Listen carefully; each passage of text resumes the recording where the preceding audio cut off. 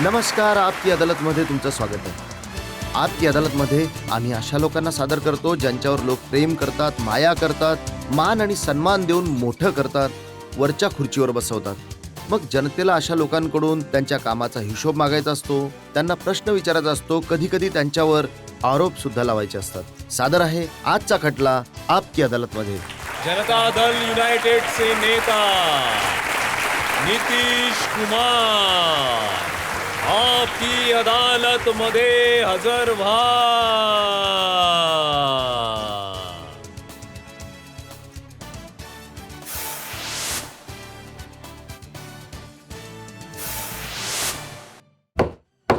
आजची कारवाई सुरू करण्यात यावी. आपकी अदालतमध्ये पहिला आरोप नितीश कुमार यांच्यावर.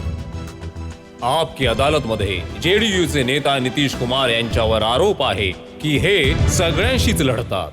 नितीशजी, तुमच्या पार्टीचे लोक आणि तुमचे विरोधी दोघेही असं म्हणतात की नितीश कुमारजी लोकांचा शिडीप्रमाणे वापर करतात आणि जेव्हा त्यांचा उपयोग संपतो तेव्हा त्यांना डिस्ट्रॉय करतात. उलट गोष्ट आहे. मी तर सगळ्यांना बरोबर घेऊन चालण्याचा प्रयत्न करतो आणि एखादा अपवाद असू शकतो, परंतु अत्यंत आपुलकीचं वातावरण आमच्या पार्टीमध्ये आहे. एक काळ होता जेव्हा तुम्ही लालू यादव यांच्याबरोबर मिळून राजकारण करायचात. त्यांच्या मदतीने तुम्ही असेंब्लीमध्ये पोहोचलात आणि त्यानंतर तुम्ही त्यांच्याच खुर्चीला पलिता लावायचा प्रयत्न केलात. हे खरं नाहीये. त्यांच्या मदतीने मी आजपर्यंत कुठेही पोहोचलो नाही. एमएलए जेव्हा बनलो होतो तेव्हा स्वतःच्या बळावर बनलो होतो. त्यावेळी ते सुद्धा एमएलए बनले होते. त्यांना कोणी ओळखतही नव्हतं. आणि जेव्हा सांसद बनले 1989 मध्ये, तेव्हा ते सुद्धा सांसद बनले होते, मी सुद्धा बनलो होतो. आणि आता जेव्हा मी सांसद बनलो होतो पहिल्यांदा, तर त्यावेळी बिहारचे शेरे बिहार म्हणत असे रामलखन सिंग यादवजींना. ते माझ्या विरुद्ध काँग्रेसचे कॅन्डिडेट होते. लालूजींच्या कुठल्याही मदतीने मी आजपर्यंत नाही पोहोचलो. हे माझं सौभाग्य आहे. तुम्ही म्हणताय की ज्या काही तुम्ही निवडणुका जिंकलात आपल्या बळावर जिंकलात. नाही, जनतेच्या बळावर जिंकलो, परंतु लालूजींच्या बळावर कधीही जिंकलो नाही. परंतु उलट गोष्ट आहे की त्यांना आम्हा लोकांच्या बळावर जननायक स्वर्गीय कर्पूरी ठाकूरजींच्या निधनानंतर लोकदल विधायक दलाच्या नेता बनण्याची संधी मिळाली. आम्हा लोकांच्या बळावर ते विरोधी पक्षाचे नेता बनले आणि आम्हा लोकांच्या मदतीने बिहारचे मुख्यमंत्री 1990 मध्ये बनले. त्यांच्या मदतीने, तुमच्या कृपेने आणि तुमच्या सदिच्छांमुळे आतापर्यंत मला काही बनण्याचं न बनण्याचं सौभाग्य मिळालंय. पण केंद्रामध्ये मंत्री बनण्यासाठी तुम्ही जॉर्ज फर्नांडिस यांचा आधार घेतला. आधार घेण्याची काय गरज आहे? जॉर्ज फर्नांडिस आमचे नेता आहेत, अध्यक्ष आहेत. फक्त नावाचे अध्यक्ष आहे जॉर्ज फर्नांडिस. पार्टी चालवता तुम्ही, बनवता तुम्ही, मोडताही तुम्ही. नाही, असं काहीच नाहीये. ते केवळ नावाचे अध्यक्ष नाहीत, कामाचे सुद्धा अध्यक्ष आहेत. हा, ही गोष्ट आहे त्यांच्या नेतृत्वात. आम्ही सगळे काम करतो. आणि राहिला प्रश्न बिहार आणि झारखंडचा, तर झारखंड बिहारपासून वेगळा होऊन बनलाय. तर त्यामध्ये प्रामुख्याने मी सतत पार्टी बनवण्यासाठी काम करत असतो. असे बरेचसे एमपीज आहेत ज्यांच्या मदतीवर तुम्ही केंद्र सरकारमध्ये मंत्री बनलात, ज्यांच्या मदतीच्या जोरावर एनडीएचं सरकार चालत होतं. अशा एमपीजना तुम्ही पार्टीमधून बाहेर काढलं नाराज होऊन. ब्रह्मानंद मंडलचं नाव सांगू शकतो तुम्हाला, आम्ही- रघुनाथ शहाचं नाव सांगू आम्ही शकतो. कोणालाही काढलं नाही. तुम्ही अशी परिस्थिती बनवली की ते अजिबात निघून नाही. गेले. स्वतः त्या लोकांनी अशी परिस्थिती निर्माण केली. मी कधी नाही बनवली. आणि ते विनाकारण भांडत राहिले आमच्याशी आणि बाहेर जात राहिले. मी आजपर्यंत कोणाचं काही बिघडवलं नाही. आणि हो, ही गोष्ट खरी आहे की मी कोणाच्या दबावामध्ये येत नाही. जर त्यांनी तुमच्या विरोधात काही आरोप लावले पब्लिकली, पार्लमेंटमध्ये, पंतप्रधानांना चिठ्ठी लिहिली, तर त्यांच्यासाठी अशी परिस्थिती निर्माण होईल की पार्टीमध्ये राहणं अवघड होईल. मी तर त्यावेळी म्हणालो होतो तपास झाला पाहिजे. आरोप लावून टाकला, त्याच्यानंतर निघून सुद्धा गेले. आता तर दुसरं सरकार आहे, त्यांच्या सगळ्याच्या सगळ्या आरोपपत्रावर तपास झाला पाहिजे. मी तर मागणी करेन सीबीआय आणि त्याहीपेक्षा आणखी कुठल्या तरी मोठ्यांकडनं तपास करून घ्या. ज्या कुठल्या पार्टीमध्ये तुम्ही सर्वेसर्वा असता ती पार्टी नितीश कुमारच्यासाठी, नितीश कुमारच्या द्वारा, नितीश कुमारच्या कंट्रोलमध्ये असते. माझ्या बाजूने मी काही प्रयत्न केला नाहीये की पार्टीमध्ये माझं म्हणणं चालावं. उलट मी तर सगळ्यांच्या मताने चालतो आणि जे दुसऱ्यांचं मत असतं ते सुद्धा माझ्या खात्यामध्ये जातं की यांचंच मत आहे. एक आरोप हा लागला की मागच्या लोकसभा निवडणुकीमध्ये तुम्ही जॉर्ज फर्नांडिस यांना या गोष्टीसाठी प्रवृत्त केलं की त्यांनी आपली कॉन्स्टिट्युएन्सी बदलावी, कारण तुम्हाला निवडणूक लढायची होती. त्यांच्यावरती मुझफ्फरपूरच्या लोकांचा दबाव होता. आम्ही लोकांनी लाख प्रयत्न केले की त्यांनी नादलांकडनंच लढावं, परंतु मुझफ्फरपूरच्या लोकांच्या दबावामध्ये ते मुझफ्फरपूरला गेले. माझ्याकडून तर मी असा विचार सुद्धा करू शकत नाही. मग हेच इम्प्रेशन का असतं की या पार्टीमध्ये सगळे निर्णय नितीशजीच घेतात? आता या दिवसांमध्ये सुरू झालंय की एका व्यक्तीच्या केंद्रामध्ये पार्टीच्या फिरण्याचा खेळ आहे, त्यामुळे इथे सुद्धा ही गोष्ट बोलली जाते. परंतु आमच्या पार्टीत असं नाहीये. आमच्या पार्टीमध्ये सामूहिक नेतृत्व आहे आणि सगळ्या नेत्याच्या रूपाने जॉर्ज फर्नांडिस आहेत, शरद यादव आहेत. तेव्हा आम्हा लोकांसारख्या लोकांची गणती होते.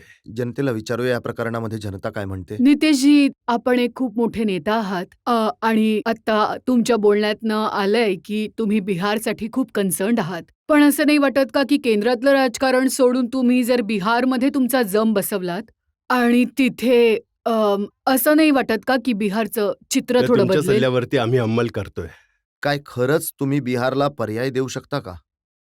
नाही, माझ्या मते बिहारला आम्ही लोक यावेळी पर्याय प्रदान करू. तुम्ही पर्याय पासवानजींच्या रूपामध्ये सादर करत होता, ते तर निघून गेले. एक वेगळी गोष्ट आहे ती. आम्ही लोक तर शेतकरी आहोत आणि शेतकऱ्याचं काम आहे बी रुजवणं. कधी कधी पीक नष्ट होतं, परंतु ते बियाणं पुढच्या वेळी रुजवणं थांबवत नाही. तर आम्ही आमचा प्रयत्न सुरू ठेवत आहोत आणि आम्हाला आशा आहे की यावेळी पीक डोलू लागेल आणि बिहारसाठी चांगले परिणाम होतील. नितीशजी, निवडणुकीची वेळ आहे. जनतेच्या मनामध्ये खूप सारे प्रश्न आहेत, आरोप आहेत नितीश कुमार यांच्यावर. जनतेचा खटला असाच सुरू राहील एका ब्रेक नंतर.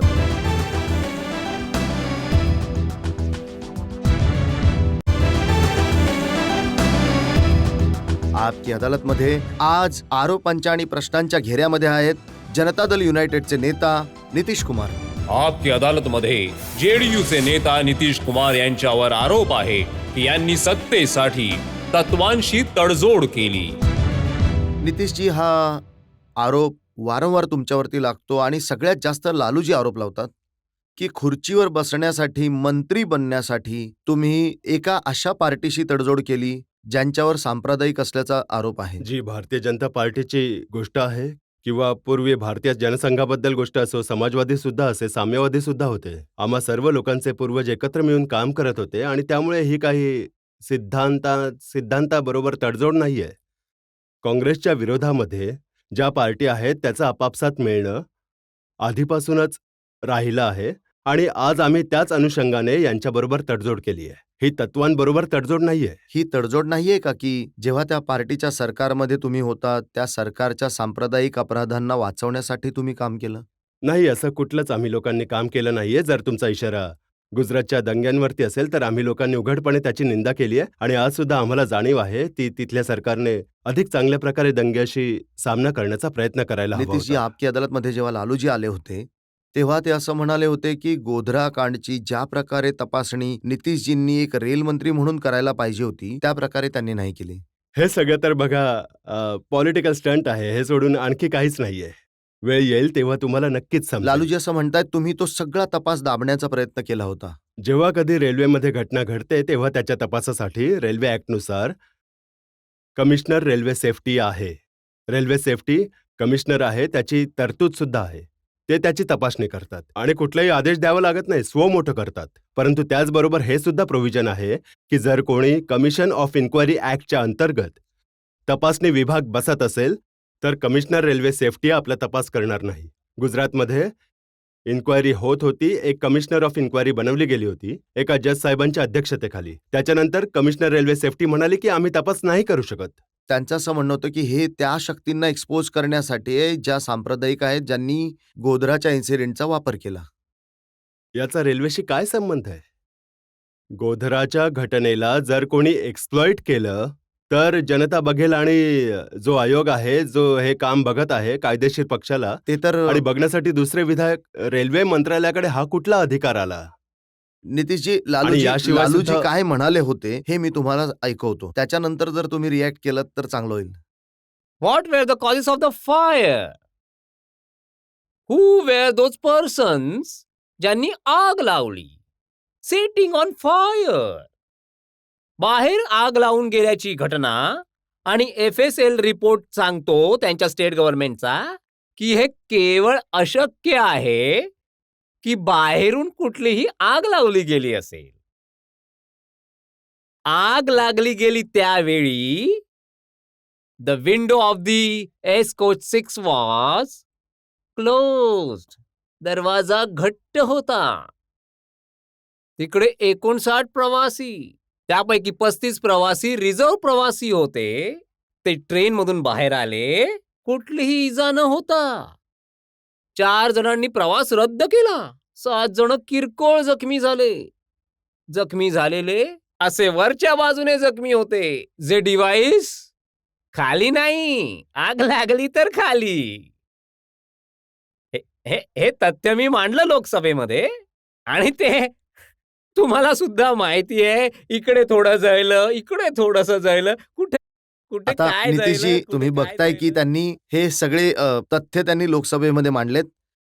खरं तर ते खूप मजेशीर अंदाजामध्ये बोललेत, पण फॅक्ट काय आहे, बरेचसे लोक असे होते जे त्या डब्यामधून न जळता बाहेर आले. बरेचसे लोक असे होते ज्यांनी आपलं रिझर्वेशन कॅन्सल केलं होतं. मग रेल मंत्रीची जबाबदारी नव्हती का याचा तपास करायची? याचा सगळ्याचा तपास झालाय. हे तर शुद्ध खोटं बोलत आहेत. आम्ही संसदला पूर्ण सूचना दिली आहे. ही संसदला पूर्ण सूचना दिली गेली आहे की S6 डब्यामध्ये कुठले लोक प्रवास करत होते. किती किती रिझर्व्ह पॅसेंजर तिथे चढू शकले, नाही चढू शकले, किती लोकांनी आपली जर्नी कॅन्सल केली आहे. हे पार्लमेंटमध्ये हे या पेपरवर ठेवून झालेलं आहे. काही माहित नाही यांना. हे हे बघा, हे बघा यांना वास्तवाशी ते काही असं- घेणं ते देणं असं नाहीये. माफ सांगतायत. करा, तुम्ही मला म्हणालात की लालू प्रसादजी काय म्हणाले ते बघा म्हणून. ते आता हे बघा, त्यांनी देश ते तर विनोद नितीशजी एक गोष्ट असं म्हणाले आहे बिहार हा की- विनोद सहन करत होता. आता संपूर्ण देशाने विनोद सहन करावा. आता हा संपूर्ण देशाने विनोद सहन करावा. रेल्वे चालवणं एक गंभीर कार्य आहे, विनोद नाही. रेल्वे ऍक्ट बनलेला आहे ते विचारतायत आणि की हे- संसदमध्ये ते जे काही म्हणाले त्याच्या एक एक पॉइंटचं मी उत्तर दिलं आहे. तुम्ही असं म्हणालात की आणि आग- मी आव्हान दिलं आज. मी जी उत्तरं दिली आहेत त्या उत्तरांमध्ये एक शब्द म्हणालो नाहीये. मग तुम्ही सांगितलं तुम्हाला का आग याबद्दलचं- लागण्याचं कारण काय होतं? मी तर हेच म्हणतो की आग लागण्याचं कारण काय होतं याचा तर तपास करतील पोलीस, आणि हे कमिशनर ऑफ इन्क्वायरी बघत आहेत. त्यावेळेच्या मीडियामध्ये सगळे रिपोर्ट्स आले आहेत. मी तर माझ्या वक्तव्यामध्ये हे सुद्धा म्हणालो होतो की RPFचे लोक तिथे जे गेले होते त्यांचा जो रिपोर्ट आहे, आणि त्यावेळी बडोद्याच्या DRMचा जो रिपोर्ट आहे, जो कॉन्फिडेन्शियल आहे, त्याला हे पब्लिश का नाही करत? नितीशजी, खरं आहे का की त्यामध्ये जो फॉरेन्सिक कमिटीचा रिपोर्ट होता तो तुम्ही पब्लिक केला नव्हता? त्यांना हेच माहीत नाहीये फॉरेन सायन्स लॅबोरेटरीचा रिपोर्ट कोणाचा असतो? पोलिसांचा असतो. जसा पोस्टमॉर्टम रिपोर्ट असतो तसंच फॉरेन्सिक सायन्स लॅबोरेटरीचा रिपोर्ट असतो, तो पोलिसांच्या जवळ असतो. एक प्रश्न विचारला गेला होता संसदमध्ये, त्या संबंधामध्ये तो रिपोर्ट रेल्वे मंत्रालयाकडे आला आणि मी माहिती दिली संसदला की कुठल्या प्रकारचा रिपोर्ट आलाय. कुठलाही रिपोर्ट लपवला गेला नाहीये, आणि उलट तो जो फॉरेन्सिक सायन्स लॅबोरेटरीचा जो रिपोर्ट आहे त्याच्या आधारावर तिथल्या इन्व्हेस्टिगेटिंग टीमने पुढे काम केलं आहे. लालूजी असं म्हणताय की तुम्ही तो संपूर्ण तपास दाबण्याचा प्रयत्न केला होता. तुमचा प्रयत्न हा होता की सत्य बाहेर येऊ नये. नाही, माझ्या हातामध्ये काही लपवण्याचा सुद्धा अधिकार नव्हता. हे कुठून एका रेल्वे मंत्री किंवा रेल्वे मंत्रालयाकडे सुद्धा हा अधिकार मिळाला असेल? ते कसं करू शकतात? यापेक्षा मोठं खोटं तर असूच आज शकत तर नाही. करतायत रेल्वे मंत्री आता त्याचा तर ते तपास. खोटं बोलत आहेत. यांना आम्ही एक्सपोज केलं आहे संसदमध्ये. तुम्ही मीडियाचे लोक आहात, यांचं बोलणं ऐकता. आम्ही तर एक्सपोज केलं संसदमध्ये, जे स्टेटमेंट दिलं. जेव्हा हे बोलतील त्यांच्या उत्तरामध्ये आमचं स्टेटमेंट ठेवा तुम्ही. देशाची जनता निर्णय घेईल. समस्या ही आहे की यांची गोष्ट केवळ येते, आणि माझी सवय नाही. आमच्या इथे बिहारमध्ये एक म्हण आहे, भटर भटर बोलणं. तर मला भटर भटर बोलता येत नाही. रोज बोलत राहायचं, एकच गोष्ट बोलत राहायची. मी राजकारणामध्ये आहे, गांभीर्याने काम करायला येतं मला. मी माझी जबाबदारी ओळखतो, आणि रेल्वे मंत्र्याच्या नात्याने मला माझं कर्तव्य समजतं. आणि रेल्वे मंत्र्याचा अर्थ असा नाही की जो जगाचा स्वामी बनला. जे काम ज्याचं असेल तो ते काम करेल. जर तो लॉ ऑर्डर संबंधित मुद्दा असेल तर ते तिथलं सरकार बघेल. नितीशजी, प्रश्न फक्त इतका होता की डब्यामध्ये आग कशी लागली याचा तपास का नाही झाला? रेल्वे ऍक्टचं जे प्रोव्हिजन आहे की जर कुठली इन्क्वायरी कमिशन बसवली जात असेल कमिशन ऑफ इन्क्वायरी ऍक्टच्या अंतर्गत, तर कमिशनर रेल्वे सेफ्टी आपलं काम बंद करेल आणि आपला सगळा दस्तऐवज इन्क्वायरी कमिशनला सुपूर्त करेल. कमिशनर रेल्वे सेफ्टी वेस्टर्न सर्कलने याच्यामुळे नकार दिला. आम्ही तपास नाही करू शकत. हे सुद्धा आम्ही संसदमध्ये सांगितलं. त्यामुळे लालू प्रसादजी जे बोलत आहेत ते अत्यंत बरळत आहेत असं आपण म्हणू शकतो, आणि पूर्णपणे पॉलिटिकल स्टंट आहे. मी पुन्हा एकदा ही गोष्ट सांगतो. याच्या व्यतिरिक्त आणखी काही यामध्ये बोलत नाही. पॉलिटिकल स्टंट काय असू शकतो? आता आणि यामध्ये काय- पॉलिटिकल स्टंट आहे, देशामध्ये यावर चर्चा होत राहावी. जसं त्यांचा तर जीव आहे ना यामध्ये. ते प्रत्येक प्रकारे प्रयत्न करत राहतात, ज्या कुठल्या प्रकारे आपण मायनॉरिटी कम्युनिटीला, समाज खास करून मुस्लिम जमातीला एक मेसेज देत राहतात. आणखी काही गोष्ट नाहीये, ते हेच करत आहेत. नितीशजी, मुस्लिम जमातीला तर तुम्ही सुद्धा मेसेज देता जेव्हा तुम्ही म्हणता की दलित मुस्लिमांसाठी रिझर्वेशन असलं पाहिजे. तुम्ही सुद्धा हो मेसेज तर मग देता. हा मेसेज देत नाहीये, त्यांच्या हक्काबद्दल बोलतोय मी. हा त्यांचा हक्क आहे. हिंदूमध्ये ज्या प्रकारे दलित आहेत, त्याच प्रकारचं काम मुस्लिमांमध्ये लोक करतात. ते सुद्धा दलित आहेत. तर जसं हिंदू दलितांना आरक्षणाची सुविधा मिळते, त्याच प्रकारे त्यांना सुद्धा मिळायला हवी आणि आर्टिकल 341 मध्ये त्यांच्या अंतर्गत यामध्ये ते सामील करण्याबद्दल आम्ही लोक बोलत असतो. हे हे फक्त यासाठी की तुम्हाला त्यांची मतं मिळायला हवी. मतासाठी नाही. श्री लालू प्रसाद सारखे लोक या देशामध्ये सेक्युलरिझमचे कलम मजबूत करत नाहीत. ते अशा प्रकारच्या गोष्टी बोलतात, त्यामुळे कम्युनलिझम कमी मजबूत होतो आणि त्यामुळे सेक्युलरिझमचे कलम आणि जे मजबूत होत नाही. नरेंद्र मोदी करतात त्याच्यामुळे सेक्युलरिझम मजबूत नरेंद्र होतो मोदींना का? कोण डिफेंड करू शकतं? नरेंद्र मोदींना तर डिफेंड कोणी करतच नाही. तुम्ही इथे जे त्यांचं दाखवलं फुटेज लालू प्रसादजींचं आणि इथल्या ऑडियन्सचं सुद्धा मनोरंजन केलं आणि जेव्हा हा कार्यक्रम प्रसारित होईल तेव्हा लोकांचं सुद्धा मनोरंजन होईल. परंतु हे दुःखद आहे. पण जेव्हा आम्ही तुम्हाला आपण किती दिवस हसत राहणार अशा प्रकारे? बिहारचे लोक रडतायत भुकेमुळे, बेकारीमुळे. 50,000 लोक दरवर्षी बिहार सोडून पोटाची भूक शांत करण्यासाठी पंजाब, हरियाणा, दिल्ली आणि प्रत्येक राज्याची चक्कर मारतात. अशांनी बिहार एकत्र राहील? कामगारांना बाहेर पाठवण्याचा प्रदेश बनून राहील का? मागच्या 15 वर्षापासून प्रत्येक निवडणुकीमध्ये बिहारची जनता यांनाच वोट देते, ज्यांची तुम्ही थट्टा करताय. जितके वोट यांना देतात त्यापेक्षा दुप्पट वोट यांच्या विरोधात देतात. मला नाही वाटत की त्यांना काही क्लिअर कट मॅन्डेट मिळतं. आजपर्यंत कधी ते 50% पेक्षा जास्त वोट मिळवू शकलेत का? 1990 मध्ये तर आम्ही सगळे लोक सोबत होतो. 1995 मध्ये लालू प्रसादजींचं सरकार बनलंय 27.78% वोटवर, म्हणजे 28% कमी. विरोधी पक्ष वोट विभागले गेले आणि त्याच्याच नंतर आम्ही त्यावेळी समता पार्टी आमच्या लोकांची होती आणि भारतीय जनता पार्टीने ताळमेळ केला आणि त्यानंतर मतांची एकजूट सुरू झाली. आणि यावेळी परत विभागले गेले तर परत नाही, काही जिंकतील ते. विभागले नाही जाणार. विभागणी एक छोटीशी आहे. आम्हा लोकांना वाटतं की श्री रामविलास पासवानजी सुद्धा या प्रकारच्या युतीमध्ये सामील व्हावे, परंतु त्यांचं स्वतःचं राजकीय नाईलाज आहे, ते सामील नाही झाले. बाकी सगळे पूर्णपणे आहेत. जर तुम्ही म्हणाल तर आता लोकसभेच्या निवडणुकीमध्ये जी 5 पार्टींची युती होती, लालू प्रसादजींची, पासवानजींची आणि काँग्रेस पार्टीची, एनसीपीची आणि CPMची, हे सगळे मिळून निवडणूक लढतायत आणि त्यांना वोट आले आहेत 44%. आणि जनता दल यू आणि भारतीय जनता पार्टी मिळून लढली होती, यांना आले 37% वोट. रामविलास पासवानजी त्यांच्यापासून वेगळे झाले, त्यांचे 7-8% वोट आहेत. ते जेव्हा वेगळे झाले तेव्हा आज आमचं पारडं भारी आहे. त्यांचं पारडं हलकं आहे लालूजींचं, ते 36वर आहेत, आम्ही 37वर आहोत. लालूजींना काही मॅन्डेट मिळत नाही. माफ करा, मागच्या वेळी सुद्धा जितके सीट्स त्यांना मिळाले होते तितके सीट्स आम्हा लोकांना मिळाले. ही तर काँग्रेस पार्टीची कमाल आहे. संपूर्ण निवडणूक प्रचारात ते म्हणत राहिले की लालू प्रसाद बरोबर कुठलीच तडजोड नाही करणार, परंतु आमच्या सरकारला पाडण्यासाठी ते लालू प्रसादजींनाच मिळाले. जनतेला विचारूया या प्रकरणात जनता काय म्हणते. तुम्ही इतके चांगले नेते आहात, पण इतकं विखरून टाकता की की आम्ही जी जनता आहे ती समजू शकत नाही की तुम्हाला आम्हाला कुठल्या डिरेक्शनला न्यायचंय. विखुरलेले जे काही आहे ते केंद्रामध्ये, सरकारमध्ये सामील आहेत, त्या पार्टींमध्ये विखुरलेले आहे. किंवा UPA, लालू प्रसादजींची पार्टी, रामविलास पासवानजींची पार्टी, काँग्रेस पार्टी, हे सगळे इथे एकत्र सरकार चालवण्यासाठी आणि बिहारमध्ये वेगळे झाले. विखुरलेले ते आहेत. विखुरले पण विरोधी पक्षात नाही. विरोधी पक्ष जो होता तो आज आहे आणि आम्ही एकत्र होऊन निवडणुकीच्या मैदानात उतरलो आहोत. त्यांचा आरोप असा आहे की जोपर्यंत लालूजींचे विरोधी विभागलेले राहतील तोपर्यंत ते जिंकत राहतील. ही गोष्ट तर तुम्हालाही माहिती आहे चांगल्या प्रकारे. नाही, मग आता लालूजींचे विरोधी आहेत तरी कोण? लालूजींचे विरोधी एक लोकसभेच्या निवडणुकीनंतर उभारत होते श्री रामविलास पासवान. आम्ही पूर्ण प्रयत्न केला की कुठल्या ना कुठल्या प्रकारे एकता प्रस्थापित व्हावी. आज सुद्धा आम्ही लोकांनी केलं तर आम्ही लोक म्हणालो आमचा दरवाजा उघडा राहील, परंतु जेव्हा रामविलास पासवानजींची इच्छा असेल तेव्हाच तर. आमच्या बाजूने तर संपूर्ण प्रस्तुती आहे. आम्ही म्हणालो की तुम्ही मन बनवा आणि आपण सगळे एकत्र येऊया. तर आमच्या या प्रस्तावाचा अखेरीस त्यांनी अस्वीकार केला आणि हे जनता बघत आहे. जनता तर हे बघते की वर आसमान खाली पासवान. हा तर त्यांचा नारा वाटतो आणि हा परंपरागत नारा आहे, त्यांचे समर्थक लावतात.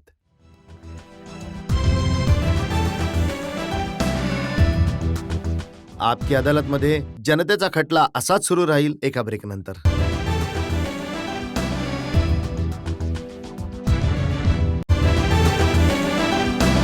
आपकी अदालतमध्ये आपण जाणून घेण्याचा प्रयत्न करत आहोत की बिहारच्या राजकारणामध्ये कोण किती पाण्यामध्ये आहे. आज कटघऱ्यामध्ये हजर आहेत नितीश कुमारजी. आपकी अदालतमध्ये जेडीयूचे नेता नितीश कुमार यांच्यावर आरोप आहे की हे मतांचं राजकारण करतात. नितीशजी, जनतेने सुद्धा तुम्हाला वारंवार हा प्रश्न विचारला आहे. आता निवडणुकीची वेळ आली आहे, तेव्हा तुम्ही आणि तुमची पार्टी रामविलास पासवानच्या दरवाजावर जाऊन उभे राहिला आहात. वारंवार ठोठावत आहात, पासवानजी आमच्या बरोबर या तुम्ही. जेव्हा बिहारमध्ये ही गोष्ट चालू होती तेव्हा मी स्वतः हा प्रस्ताव दिला होता आणि त्यांनी मला आमंत्रित केलं आपल्या घरी. इफ्तार पार्टीमध्ये आम्ही तिथे गेलो. संपूर्ण चर्चा झाली. नंतर मी सुद्धा आमची त्यांच्याशी चर्चा झाली.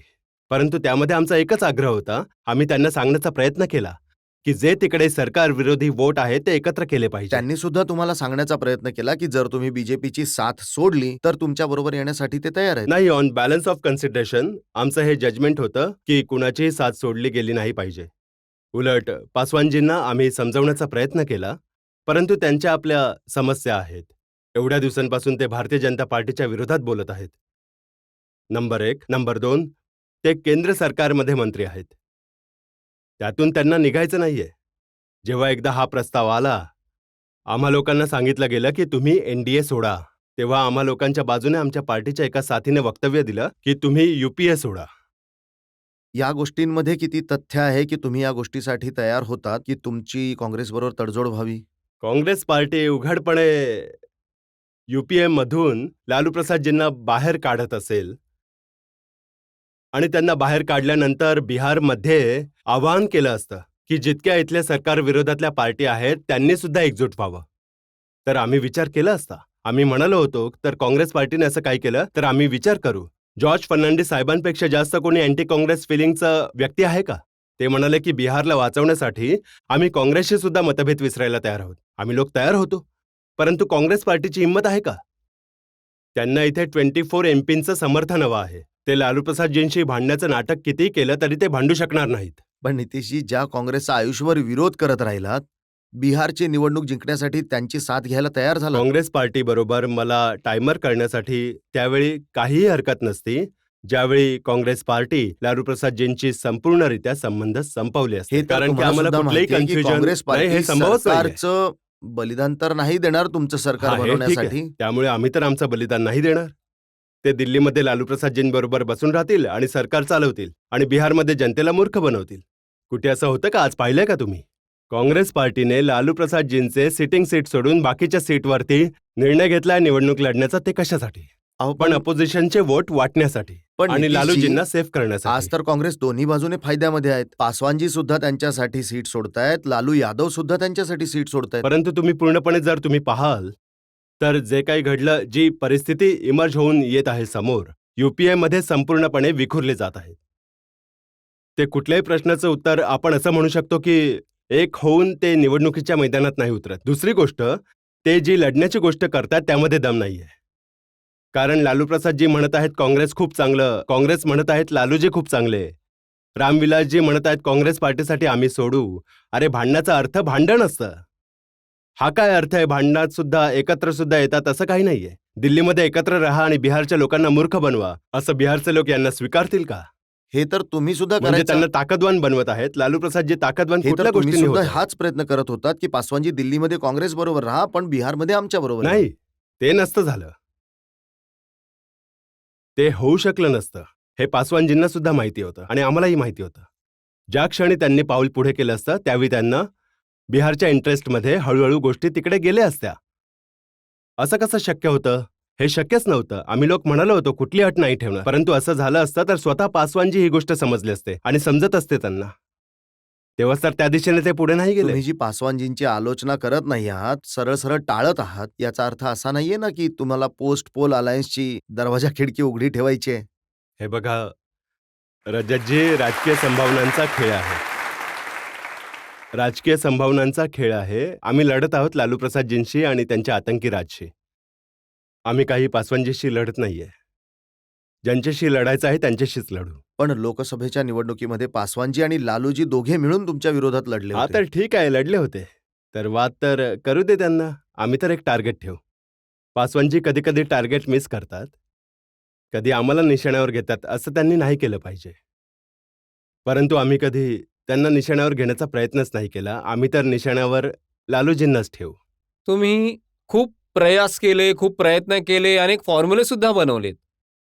हे काहीच नाही की असं म्हणू शकतो की जो एक लॉलीपॉप आहे, मुख्यमंत्री पदाचा जो लॉलीपॉप आहे, तो सुद्धा रामविलास पासवानजी यांना सोपवलात. पण या सगळ्याच्या मागे कुठे ना कुठे नितीश कुमार आपल्या भविष्याविषयी साशंक आहेत, असं का? नाही नाही, माझी चिंता बिहारच्या भविष्याविषयी आहे. मी माझ्या भविष्यासाठी चिंतेत नाहीये. माझं भविष्य जे काही असेल ते काही महत्वाचं नाहीये. आणि तुम्ही जे म्हणालात लॉलीपॉप, तो लॉलीपॉप नाहीये. तो अत्यंत गंभीर प्रयत्न होता आणि अत्यंत असं म्हणू शकतो समजून उमजून आणि लोकांच्या हितासाठी, विरोधी पक्षाच्या एकतेसाठी तो आमचा प्रस्ताव दिला गेला होता. तो काही लॉलीपॉप नव्हता आणि त्यामध्ये मी स्वतःला कुठेही ठेवत नाही. आणि तुम्हाला कदाचित हे माहीत नाहीये, मी नंतर सुद्धा म्हणालो होतो की मी त्या शर्यतीमध्ये स्वतःला ठेवत नाहीये. नितीशजी, पण ज्यांना तुम्ही नेता मानायला तयार होतात ते स्वतः नेता बनायला तयार नाहीयेत. हो, मग हीच तर विडंबना आहे. पासवानजी तर मुख्यमंत्री पद काँग्रेसला सोपवण्याची तयारी करतायत. ही त्यांच्यासाठी लॉस्ट अपॉर्च्युनिटी आहे. मी हेच म्हणेन.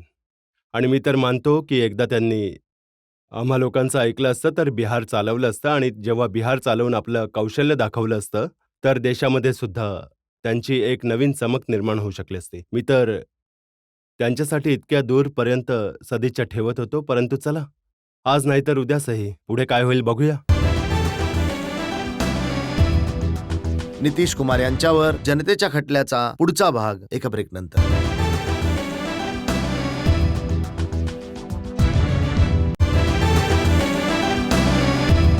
वेळ आहे बिहारच्या असेंब्ली इलेक्शनची आणि आज आपण जनतेच्या बाजूने खटला चालवत आहोत जेडीयूचे नेता नितीश कुमार यांच्यावर. आपकी अदालतमध्ये जनता दल युनायटेडचे नेता नितीश कुमार यांच्यावर आरोप आहे की यांचे दुहेरी मापदंड आहेत. नितीशजी, अनेक वर्ष लालू यादव यांच्या विरोधात तुम्ही कॅम्पेन चालवले, चारा घोटाळ्यामध्ये सहभागी असल्याचे, भ्रष्टाचाराचे आरोप लावले. त्याच चारा घोटाळ्यामध्ये लालू यादव यांच्याबरोबर जे आरोपी आहेत जगन्नाथ मिश्र, ते आता तुमच्या पार्टीमध्ये आहेत. सगळ्यात वरच्या खुर्चीवर बसलेला व्यक्ती आहे, त्याला तर कोणी डिप्राईव्ह केलं नाहीये. म्हणजे ते केंद्रामध्ये मंत्री सुद्धा बनले. आजपर्यंत स्वातंत्र्यानंतर असं झालं नाहीये की कोणी 4 सीटेड व्यक्ती, या प्रकारच्या प्रकरणांमध्ये 4 सीटेड व्यक्ती केंद्राच्या सरकारमध्ये मंत्री राहिला. तो झाला. आणि दुसरीकडे ही गोष्ट बोलणं योग्य नाहीये. ते तर राजकारणामध्ये होते, काँग्रेस पार्टीमध्ये होते. काँग्रेस पार्टीच्या नंतर तो आपला ते त्यांचं दल पण होतं. हे आमच्या हे दलामध्ये double standard आलेले नाहीये आहे. का नितीशजी, की त्याच प्रकरणांमध्ये 2 आरोपी आहेत. एकाला तुम्ही सांगता की खुर्चीवरून खाली उतरा, एका विरुद्ध तुम्ही कॅम्पेन चालवता आणि दुसऱ्याला आपल्या पार्टीमध्ये सामील हे करता. बघा, याच्या मेरिटवर तर मी जाणार नाही. कुणावर काय आरोप आहे. जर आरोपांची यादी सुद्धा पाहिली तरी सुद्धा या प्रकरणामध्ये गोष्ट समोर येईल, त्यांच्यावर काय आरोप आहे आणि लालूप्रसादजींवर काय आरोप आहेत. परंतु हे प्रकरण अदालतमध्ये निर्णय होईल आणि त्यामध्ये आम्ही लोक कोणाचीही काही मदत ना करू शकतो ना करण्याची इच्छा आहे. तुम्ही कायम आरोप लावत राहिलात लालूजींवर की यांनी बिहारच्या राजकारणामध्ये अपराधीकरणाला प्रोत्साहन दिलं, यांनी अपराधींना प्रोटेक्शन दिलं आणि जेव्हा जेव्हा तुम्हाला संधी मिळाली तुम्ही अपराधींची साथ दिली. नाही, हे बघा, लालूप्रसादजी तर ज्या प्रकाराचं प्रशासन चालवत आहेत, तुम्ही ते लक्षपूर्वक पहा. जेव्हा तुम्ही थोड्या दिवसांसाठी मुख्यमंत्री बनला होता, तुम्हाला समर्थन हवं होतं, तेव्हा तुम्ही सुद्धा अशा घटकांची साथ मागितली होती जे अपराधी प्रवृत्तीचे आहेत, ज्यांच्यावर आरोप आहेत, जे जेलमध्ये होते. अरे, याचं तर उत्तर त्याच वेळी दिलं गेलं होतं. निर्णय झाला होता की सरकार बनवायचं आहे. मग जसे 6 किंवा 7 MLA होते विरोधात, तर त्यांचं सुद्धा समर्थन होतं, अन्य पार्टींचं सुद्धा समर्थन होतं. झारखंड मुक्ती मोर्चाचं मिळालं. काही दुसरे जे लहान संघटना होत्या किंवा निर्दलीय होत्या त्यांचं सुद्धा समर्थन होतं. तर अशा परिस्थितीमध्ये विधेयकांचं समर्थन मिळालं. परंतु असं असताना कुठल्याही प्रकरणामध्ये कॉम्प्रोमाइज नाही झालं. अहो, आणि पण जर हे चुकीचं होतं तर सगळ्यांनी सामूहिकरित्या घेतलेला निर्णय होता. त्यावेळी तो काय माझा शिबू व्यक्तिगत सोरेन निर्णय काय म्हणाले नव्हता. होते हे आठवण करून देतो. 1 मार्च 2000चं वक्तव्य आहे. मी तिहाड जेलमध्ये होतो तेव्हा तुमच्या नजरेत अस्पृश्य होतो. आज मी अस्पृश्य नाहीये, असं का? शिबू सोरेनने नितीश कुमार यांना हा प्रश्न विचारला. नाही नाही, शिबू सोरेनजींचं समर्थन मिळालं होतं. तुम्ही समर्थन मागण्यासाठी MLAs कडे जेलपर्यंत अप्रोच केलं होतं तुम्ही? नाही, मी नव्हतो गेलो. तुम्ही तुमच्या लोकांना हे पाठवलं? बघा, मी कोणालाही पाठवलं नाही. कारण तो प्रश्न एका पार्टीचं सरकार नव्हतं, ते एक गटबंधन होतं. सगळ्यांचं कर्तव्य होतं. ते लोक हे सांगा, म्हणाले की आज नाही तुम्ही- साहेब, आपण जर सरकार बनवण्यासाठी पुढाकार घेतला आणि मला नेता नेमलं, माझ्यावरती तर आरोप दुसरे आहेत की माझ्या जागी जर कोणी दुसरा व्यक्ती असता तर मोडतोड करून सरकार बनवलं असतं. मी तर झेलले आहे 7 दिवस 8 दिवस. तुम्ही असं काहीच मोडतोड नाहीये. करण्याचा प्रयत्न केला आणि यशस्वी नाही झालात. नाही, त्यामध्ये मोडतोड करण्याची गरजच नव्हती. काहीही तोडलं नाही, केवळ जोडलं. नितीशजी, तुमच्याबद्दल लोकांना आशा होती की नितीश कुमार जर मुख्यमंत्री बनले तर नितीश कुमार कमीत कमी अशा लोकांची साथ नाही देणार किंवा अशा लोकांची साथ नाही घेणार ज्यांच्यावर क्रिमिनल केसेस आहेत. पण तुम्ही तर जेव्हा एकदा तुम्हाला संधी मिळाली तेव्हा हे चुकीचं सिद्ध केलं. ते तर सगळ्यांचं एकत्र मिळून मत होतं की असा प्रयत्न असला पाहिजे. आता एका व्यक्तीला लीडर बनवलं जातं, त्या पद्धतीने मला लीडर बनवलं. सगळ्या व्यक्तींनी मिळून बनवलं. माझा वैयक्तिक निर्णय नव्हता. यावेळी तुमच्या कॉन्स्टिट्युएन्सीमध्ये असे लोक आहेत ज्यांच्याबद्दल आरोप आहेत, नागा सिंग आहेत, ज्यांचं समर्थन तुम्हाला मिळतं. नाही नाही नाही, ही चुकीची गोष्ट आहे. नाही नाही नाही. आता माझ्यावरती तर कित्येक आरोप लागले. माझ्यावरती तर लागलं की सूरज भान यांचे समर्थक आहेत. ते माझ्या विरुद्ध निवडणुकीत काम करत आहेत. लालूजी ते रामविलासजींच्या पार्टीमध्ये आहे आणि लालूजी त्यांच्यासाठी वोट मागायला गेले होते. मी तुम्हाला अगदी रिसेंट गोष्ट सांगतो. एप्रिल 2004ची जेव्हा निवडणूक झाली लोकसभेची, त्यावेळी तुमच्या कॉन्स्टिट्युएन्सीचे जे लोकल वृत्तपत्र आहे त्यामध्ये एक फोटो छापला गेला अनंत सिंग यांचा. असं म्हटलं जातं की ते भूमिहार कास्टचे आहेत आणि तिथले डॉन आहेत आणि फोटोजमध्ये तुम्हाला त्यांच्यासमोर हात बांधून उभे आहात असं दाखवलं. आता ही तर तीच गोष्ट आहे. जर कोणी कोणाला नमस्कार करतो त्या बदल्यात कोणी नमस्कार करेल तर तेव्हा त्याचा नमस्कार नाही दाखवत, दुसऱ्याचा नमस्कार दाखवता. ही तर तुमची ट्रिक आहे साहेब. ही तर तुमची ट्रिक आहे. याला काय अर्थ आहे?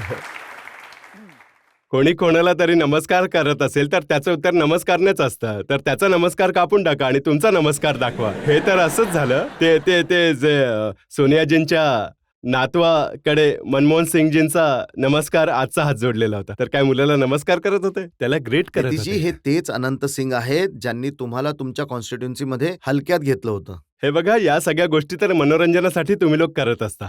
त्यात काही विशेष नाहीये. नितीशजी, मी तुम्हाला हल्लीचीच गोष्ट सांगतो.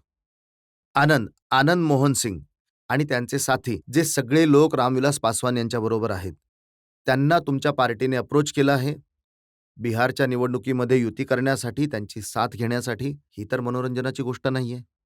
नाही, आनंद मोहनजींची पार्टी होती बिहार पीपल्स पार्टी. ते एकरूप झाले होते समता पार्टी बरोबर. नंतर मग ते वेगळे झाले होते आणि पुन्हा त्यांच्या पार्टीमध्ये परत येण्याचं बोलणं आहे जनता दलामध्ये. ही गोष्ट खरी आहे. हे ते लोक आहेत ज्यांच्या विरुद्ध अपराधी खटले आहेत. हे ते लोक आहेत ज्यांचे साथी आज सुद्धा जेलमध्ये आहेत. हे ते लोक आहेत ज्यांच्यावर गंभीर अपराधी खटले आहेत. हा सगळा तर कॉमन फॅक्टर झाला की यांच्या विरुद्ध प्रकरण आहे. जे 20 वर्ष राज करण्याबद्दल बोलतात त्यांच्या विरुद्ध सगळ्यात जास्त खटले, परंतु ते खूप मोठे नेते आहेत, इन्व्हिन्सिबल. मग या लोकांना असं असताना डिप्राईव्ह तुम्ही कसं करू शकता? कोणाला डिप्राईव्ह कसं करू शकता? आणि मग त्या वादामध्ये पडायचं नाहीये. यांच्यावर काय खटला? आनंद मोहनजी एक नेता आहेत. त्यांचा आपला प्रभाव आहे. आता प्रभाव नव्हता तर ते आतापर्यंत, आणि कधीतरी लालूजींनी त्यांना समर्थन दिलं. तुम्हाला कदाचित माहीत असेल, तेव्हा ते समता पार्टीमध्ये होते आणि समता पार्टीपासून वेगळे होऊन गेले. तेव्हा कुणाच्या समर्थनाने MP बनले? लालूजींच्या समर्थनाने MP नितीशजी, बनले. तुम्ही फक्त तुमचं यात म्हणणं काही- असं जस्टिफाय करण्याचा प्रयत्न करत आहात, जर कोणी अपराधी प्रतिमेचा व्यक्ती लालूजींच्या बरोबर राहिला, पासवानजींच्या बरोबर राहिला, तर तुमच्या बरोबर सुद्धा राहिला तर काय फरक पडतो? मी तर म्हणालो कॉमन फॅक्टर आहे. जो कमकुवतपणा आहे तो सांगितला मी त्याला आमच्या इथे आम्ही लोकल स्लँगमध्ये म्हणतो की आम्ही थिट्रोलॉजीचे मास्टर नाहीये. उगाचच वाद घालणार नाही, हे खरं आहे. आता हे तुम्ही हवं तेवढं माझे जितके नंबर कापायचे तेवढे कापा तुम्ही. परंतु केवळ माझ्यावरतीच संपूर्ण राजकारण तर नाहीये. कॉम्प्रोमाइजेस आहेत. मला जे वाटतं ज्या प्रकारचा आयडियल समाज बनवणे तशी परिस्थिती नाहीये. आम्ही खूप चांगले तत्व घेऊन गेलो आणि समर्थन मिळालं नाही. तर तुम्ही आम्हाला विचाराल तर थोडंफार सगळ्यांना जोडून एकत्र करून जर समर्थन मिळत असेल आणि त्या प्रकारचं एखादं शासन बनलं, त्यामध्ये तुमची मर्जी चालू शकत असेल, तर मग काहीतरी त्याला जज करण्याचा मार्ग जे असेल. सरकार बाहुबलींचा आधार घेऊन बनलेलं असेल ते त्यांची मदत नाही करणार का? सरकारमध्ये बसून जर कोणाला वाचवण्याचा प्रयत्न झाला, कुणाला तरी अयोग्य फायदा पोहोचवण्याचा प्रयत्न झाला, तर फासावरती लटकवा त्याला. लाल किल्ल्याच्या समोर लटकवा किंवा पटनाच्या गांधी मैदानाच्या समोर लटकवा. परंतु आज बिहारच्या राजकारणामध्ये आणि या राजकारणामध्ये हा प्रश्न का विचारत आहे? मी तुम्हाला इतकं आश्वासन देतो की असं कुठलं सरकार नाही, आणि असं कुठलं सरकार आहे तर ते आत्ताचंच आहे. हे होते जनतेचे आरोप, नितीश कुमार यांचं स्पष्टीकरण. आणि आता वेळ आहे आजच्या कारवाईवर. आजचे जज अनिल नरेंद्र यांच्या निर्णयाची. हे खरं आहे की विरोधी पक्षांच्या एकतेसाठी तुम्ही खूप मेहनत घेतलीत. तुम्ही एक चांगले सज्जन नेते आहात आणि मनापासून बिहार देशाचं भलं इच्छिता. परंतु तुम्ही सुद्धा जातीय व्यक्तिगत राजकारणापासून वर येऊ शकत नाही आहात. व्यक्तिगत विरोधापेक्षा जास्त जर तुम्ही नीती, विकास या मुद्द्यांवर जास्त लक्ष आकर्षित केलं तर चांगलं होईल, कारण देशाला तुमच्याकडून खूप आशा आहे.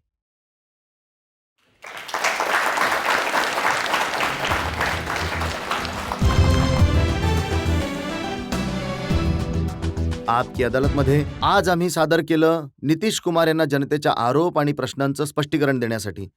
आता निर्णय बिहारच्या जनतेला करायचा आहे की येणाऱ्या निवडणुकीमध्ये ते कुठल्या पार्टीला वोट देणार आहेत. पुढच्या आठवड्यात तुम्हाला पुन्हा भेटू एक नवीन खटला घेऊन. तोपर्यंत नमस्कार.